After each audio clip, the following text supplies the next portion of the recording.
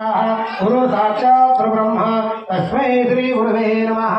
आकाशी सत्यनागदेतार्थसंतो एकदा नैमिषारधानार्या शौनादी ऋषीने पुन्हा धर्मसूत्राला प्रश्न विचारला। ऋषी विचारतात, हे मुनिश्रेष्ठा, अनादी पदे कोणत्या व्रताने अथवा तपस्याने म्हणतात त्या एखादी इच्छा आहे, कृपा करून सांगा। तू सांगतात मुनी हो। नारदानी हाच प्रश्न श्री भगवान महाविष्णू विचारला। एक मला सांगतो, शांत चित्तेने ऐका। एकदा महायोगी नारद मुनी जनता व जनतेवर दया करावी अशा बुद्धीने अनेक लोकांत फिरत असता मनुष्यलोकांत आले आणि मनुष्यलोकांत आपल्या पूर्वक्रमाप्रमाणे अनेक योनीमध्ये जन्म घेऊन आनंद प्रकारचे दुःखे सर्व भोगीत आहे।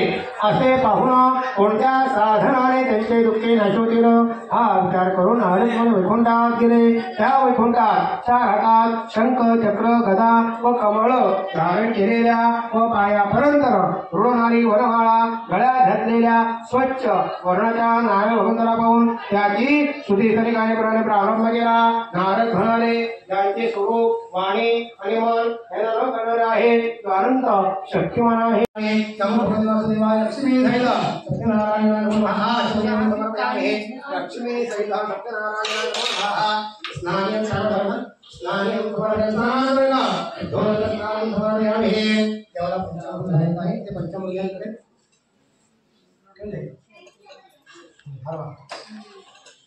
नमो भगवते वासुदेवाय। लक्ष्मी सहित सत्यनारायणाय नमः। पढ़ेंगे पंचामृतमयानि नमयोदधि पुत्रमधु दर्शनामि संस्थानम् प्रति नमो भगवते लक्ष्मी सहित सत्यनारायणाय नमः। पंचामृत स्नानं समर्पयामि। पंचामृत शुद्ध पाचलं पाणी चांगलं शुद्धोदक स्नानं समर्पयामि। शुद्धोदक स्नानानन्तरम् आचमनं समर्पयामि। नमो भगवते वासुदेवाय। लक्ष्मी सहित सत्यनारायणाय नमः।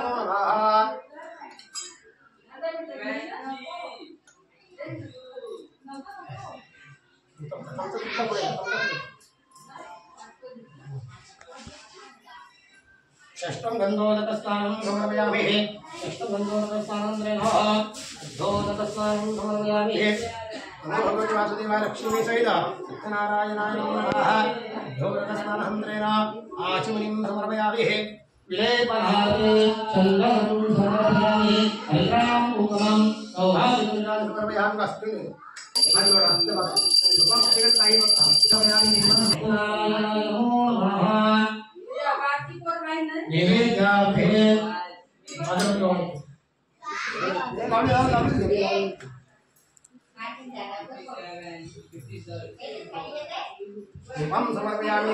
समर्पयामि।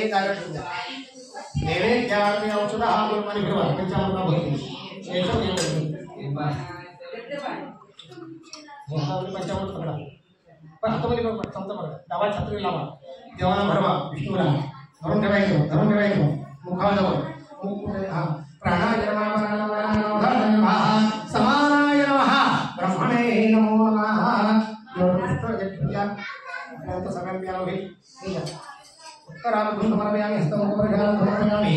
अरोधवर्तमाने सर्वपुष्प चन्दनं समर्पयामि। लक्ष्मी सहित